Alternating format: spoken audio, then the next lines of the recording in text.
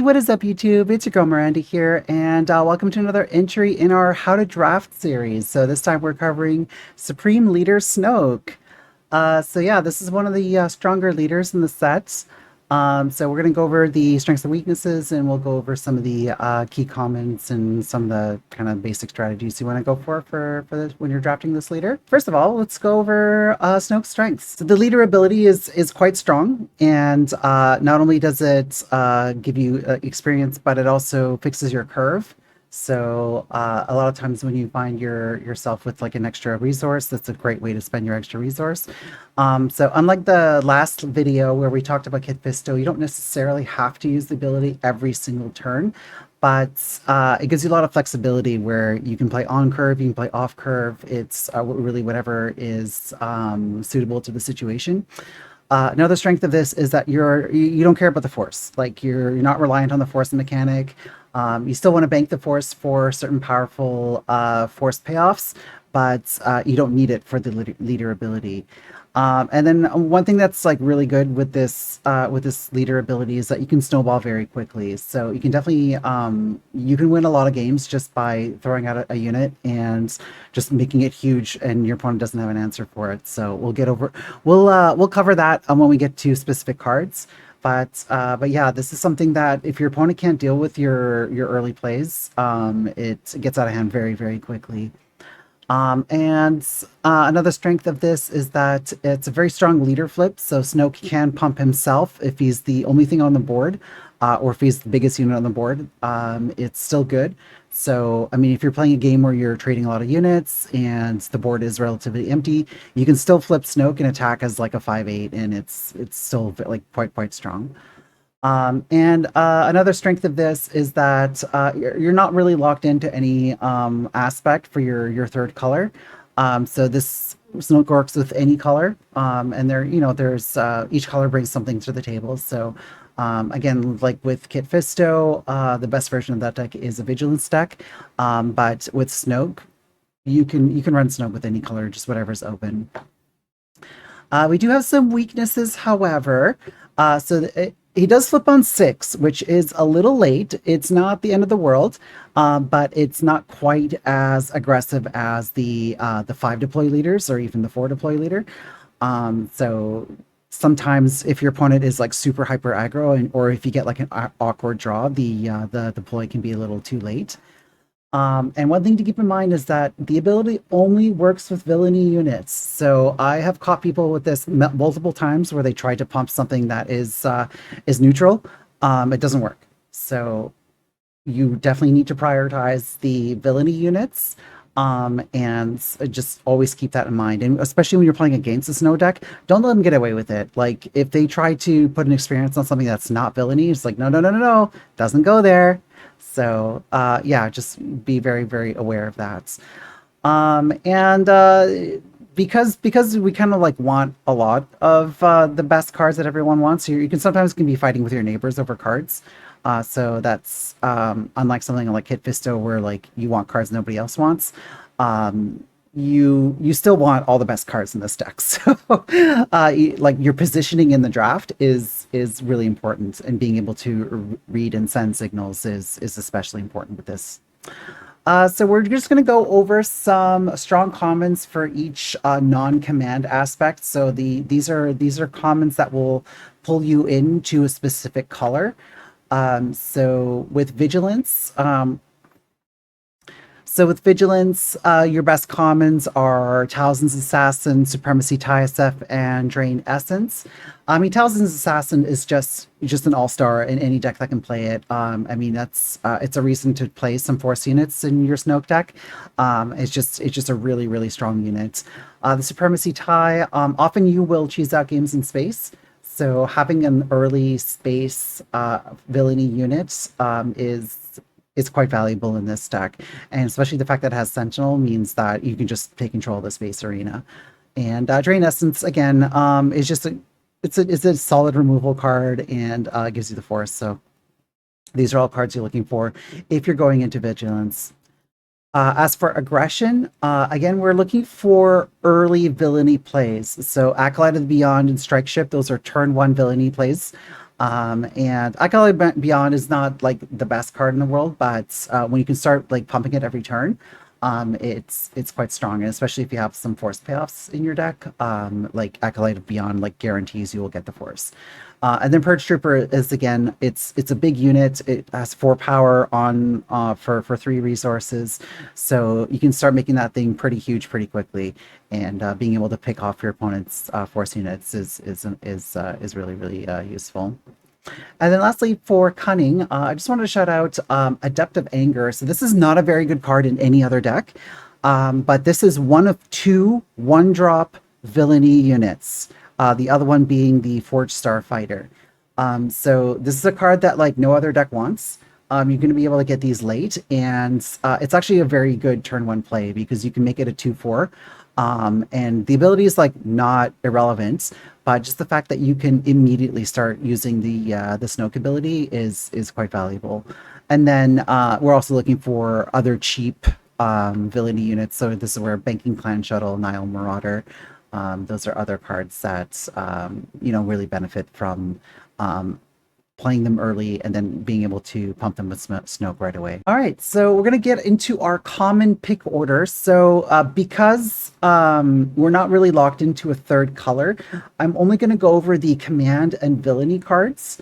And then we'll kind of leave it as an exercise for the reader to for you to fill in the pick order for the other colors. So we're going to start with our early picks, and again, these are not in order. These are just kind of like classified into buckets. So you want to take like the early picks over the mid picks and so on. But again, it's really important that you're able to adapt to what your deck needs.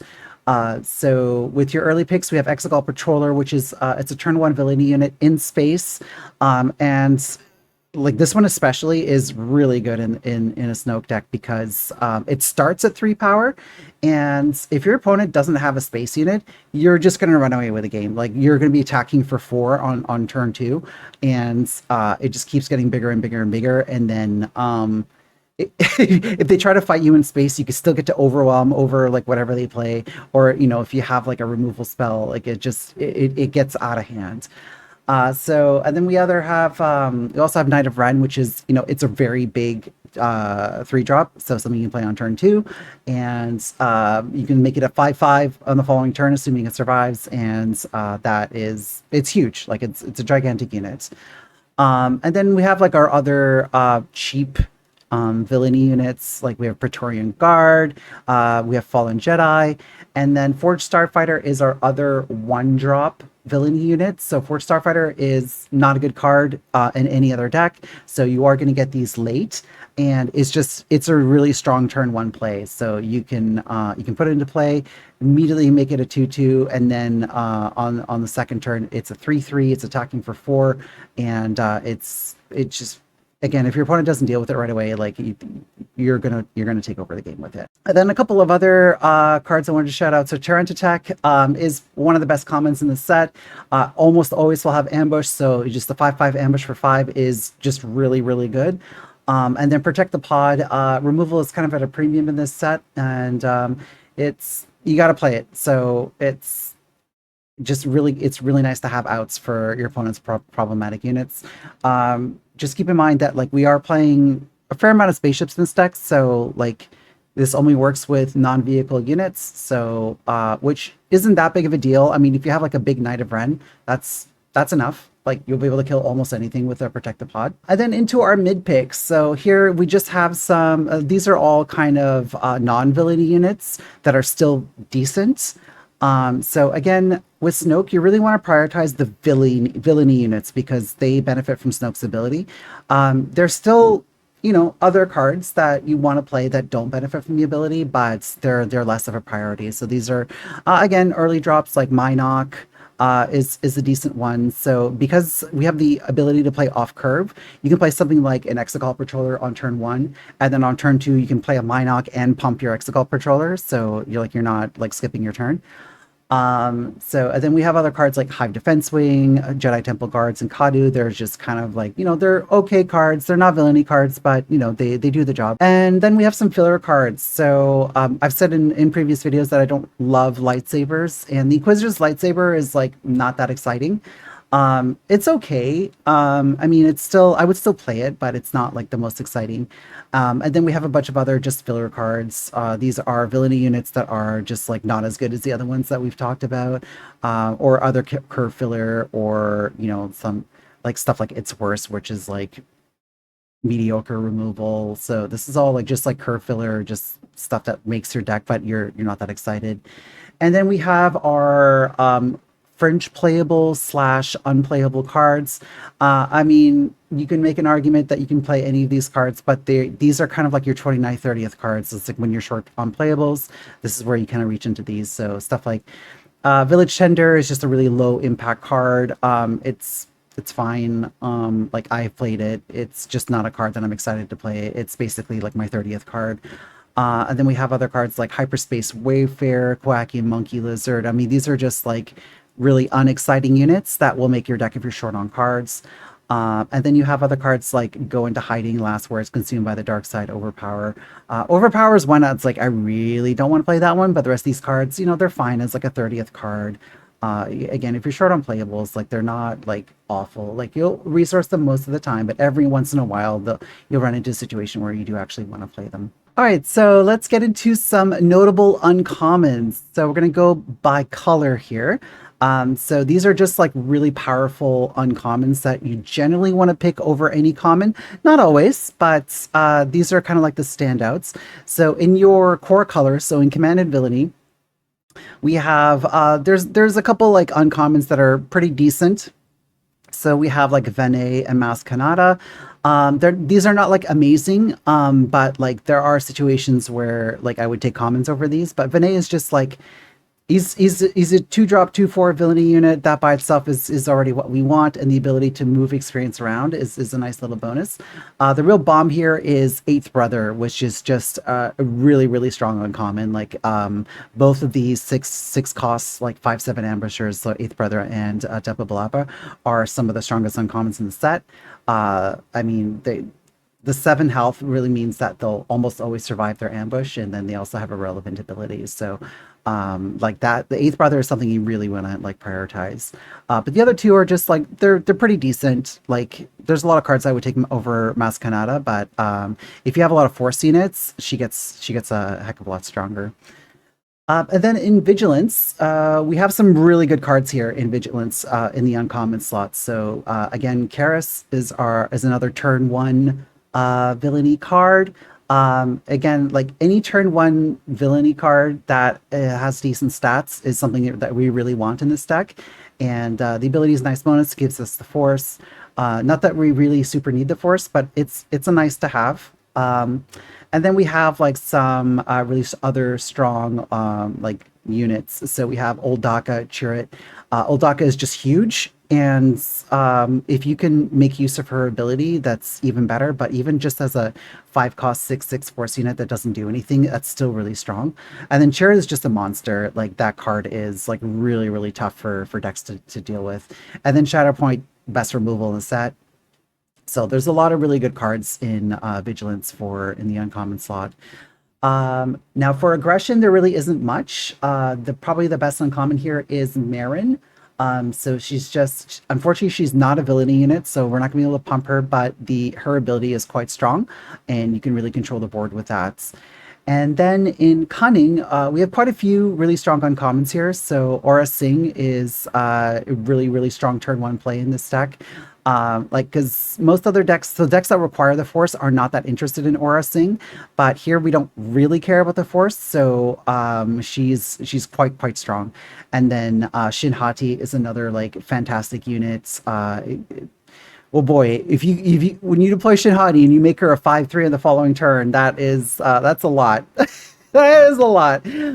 Balin Skull is another like really strong unit. And Xian Flurry is a bit of a speculation card because you really need like a strong force unit to go along with it. But if you have something that's really good that goes with the Xian Flurry, then this card is like an all-star. And then lastly, we're going to talk about like some of the rares, legendary specials. These are not cards you're going to see every draft. This is just like, hey, if you happen to see these, like these are quite strong. So in our core colors, we have Craving Power, which is just it's just a really strong card. It's basically a Vanquish that sticks around and gives you +2/+2. Darth Tyrannus is just a really strong unit. And then Constructed Lightsaber is one of the better upgrades in the sets, especially in a villainy deck where it's essentially a dark saber. So these are all really early picks. In Vigilance, we have our Slam Dunk Bombs. We have Darth Vader and Anakin Skywalker. I mean, these are cards that, like, I've played against Darth Vader, and let me tell you, that card is unbeatable. It's that card is just bonkers. It's so good, even without the ambush. So, like in Premiere, obviously, like you need your Darth Vader to have ambush, but in Draft, you play that card and you're just like, "What? Deal with it." Oh, you don't deal with it, you're dead. So, yeah, Darth Vader is just bonkers, and then Anakin Skywalker is not quite as good as Darth Vader, but still very, very strong. And then in aggression, we have some notable cards here. HK-47, again, just a turn one villainy unit that has good stats. Grand Inquisitor is another like cheap villainy unit that has good stats. And then we have Darth Maul's lightsaber, which is again, it's basically a dark saber. Like you're not going to put it on Darth Maul, so like don't worry about that part of the text. But just getting +4 attack on one of your units, and the nice bonus there is that you can put it on something that you want to start putting experience on, or even putting it on Snoke himself. I mean, you put that thing on Snoke, you're laughing. So. And then in Cunning, we have Deceptive Shade, which is, admittedly, I haven't really played with this card. This is more of like a speculation thing. It is a cheap villainy unit. It can have a relevant ability. So I'm curious to see if anyone in the comments has played with this card to see how good it is. And then Trust Your Instincts is just a really good value card. If you bank the Force at some point, you can just like kill something with it. It's nice. But that's about it for like the rares and legendaries. It's not a ton, but again, the key takeaways here are that you want cheap villainy units so you can pump them and run away with the game, and then fill out your deck with curve filler and removal. So that's basically it. Snoke is a really flexible leader. It's a really powerful ability, and yeah, it's. If you're in the right spot for it, it can be a really, really powerful deck. So let me know how your draft goes in the comments. And if you're new here, make sure you like, comment, share, subscribe. This is still a new channel. It's still a very small channel. So all that engagement really helps. So I hope you enjoy, and make sure you tune in for the next How to Draft episode. Take care, everyone. Bye.